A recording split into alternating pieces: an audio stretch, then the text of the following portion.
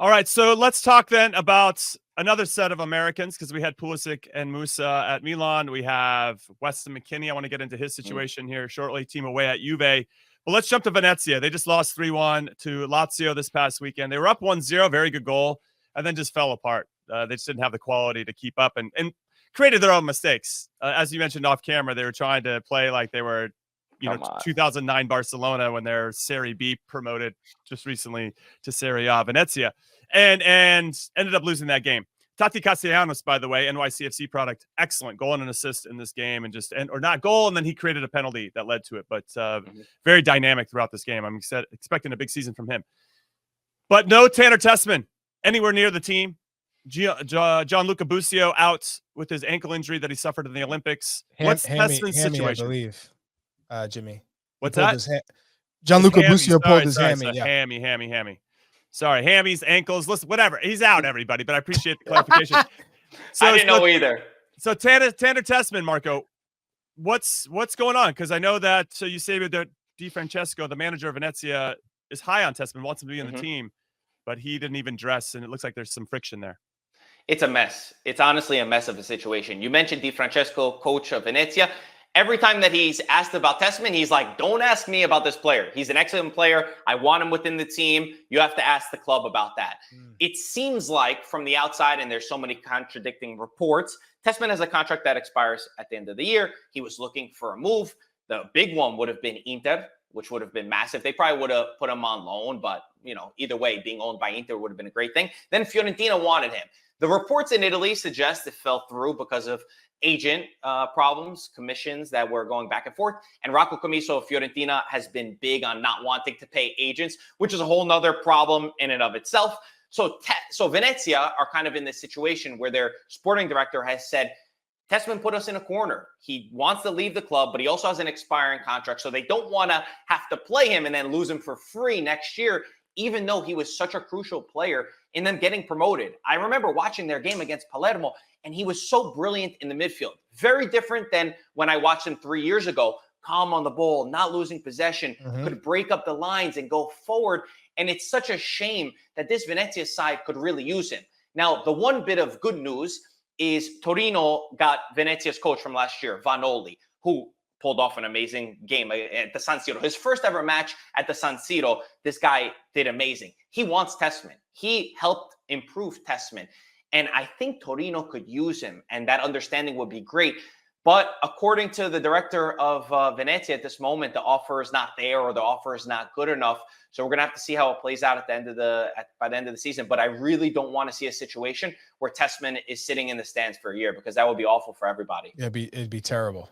And it'd be interesting to see how Gianluca Busio, then once he gets back healthy, how he kind of plans or figures himself into this team, because it could be one of those yo-yo years where they come up and go right back down, which obviously we don't want to see. But Jimmy alluded to it earlier. Let's talk about Weston McKennie and Timothy Weah, because it feels like this has been the third, fourth season. I can't even count how many times Weston's been not counted on to be the guy, and he ends up getting into the starting 11, where he first gets himself into the team and then into a starting 11 and then doesn't look back. What does that say about his quality if Thiago Motta comes in right away and says, he's not part of my plans, yet he plays himself into the plans, just like he did against when Allegri was the manager?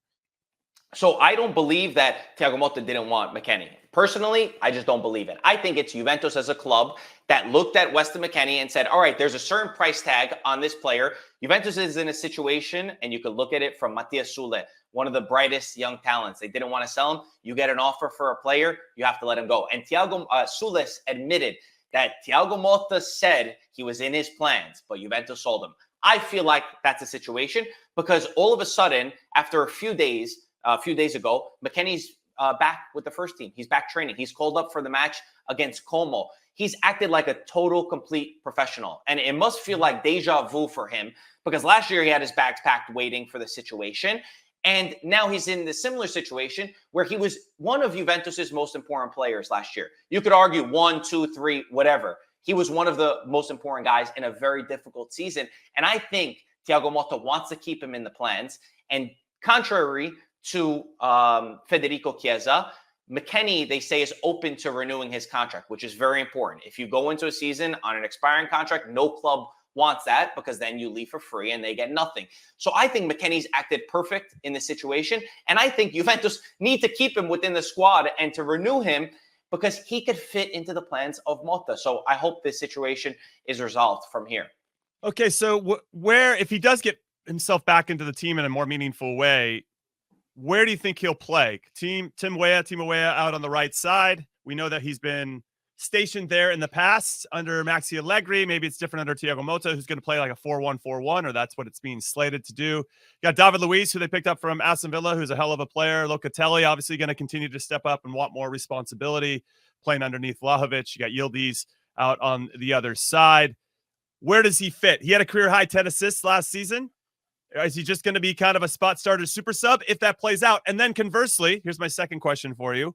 If it doesn't work out with Juve in this transfer window, what other Serie A teams do you think he'd be a good fit for? Fiorentina. Fiorentina is the one that really wants him. And I think he would fit there, because Fiorentina has also a very weird mercato where they sold all of their midfielders. All of the big guys have pretty much gone, and I think that they could use him. But onto the second part, Juventus's midfield is completely different this year. You mentioned Luis, Kefren Turam, all look really interesting. They're begging for a deal for cup miners to get into it. But if I think back to when McKennie was signed by Juventus, Andrea Pirlo was actually the key player that wanted McKennie. And I'll never forget the press conference where he said, I want McKennie for the work rate off the ball, for the way that he wins the ball back quickly when the opposition has it, this counter press, which a lot of the big teams are trying to play now. And Thiago Motta did at Bologna last year. I think that fits really well with what Juventus want. Now, I don't know who's going to start off the bat. I don't know how that's going to work. One of McKennie's good traits is that he can play in various different positions. He's good defensively. He's good at breaking the lines. We saw him try to score goals also. Set pieces. He's good at a lot of different things. So I think he plays his way into this Juventus lineup no matter what. There's so many games this year. Juventus are finally back to Champions League. They also qualified for Club World Cup. That's going to be another thing that's happening later on. So if I was Juventus, I would do everything to renew his contract and to keep him within the squad. What does that say about Timothy Weah then, in terms of playing his way into to Thiago Motta's plans, and obviously whether it's up top or to the right, that he's engaged in playing? Because ultimately with Pochettino coming on the sidelines, then you need to be playing to get yourself in the team. Yeah, Weah seems like a completely different case. The rumors are that he's going to start against Como on the right side. And anytime that I've watched Juventus in the preseason, that width is so important. And there's no player on Juventus. They lacked it so much at times. And it frustrated me to watch, is the man that could drag an opposition wide and then can allow the midfielders to run in behind. And he's very good on his one-on-one, very good crossing the ball. I think he's going to play a key part in Juventus's team. He's the only guy that's got that quality within the squad that's going to be important. And it's not like last year with, I don't think, I'm taking a guess, but I don't think it's going to be like Allegri last year, where he has as much defensive duties, where he's playing him as a right wing back and a right back at times. I've heard that Weah has even played in different positions, but they've all been up top. What's interesting is the move from Maxi Allegri to Thiago Motta. I think Motta's a hell of a manager, did excellent with Bologna last year, and just has a different style and different philosophy than Allegri, who feels more pragmatic and safe and conservative in his tactics. Boring. Yes, that's another way to say it. Thank you, Chuck. And Thiago Motta, I think, is really going to hopefully accelerate the development of a lot of youth players. But yeah, it's going to be interesting. Okay, so Juve plays Como today at 2:45 p.m. Eastern on the Golazo Network. Go over there and check it out. And if you're listening to this later, go check the highlights to see how both of those teams played. Como is now being managed by Cesc Fabregas, so he's going to have his own style that he wants to implement, even though they just got promoted. I'm curious to see how Como does throughout the season.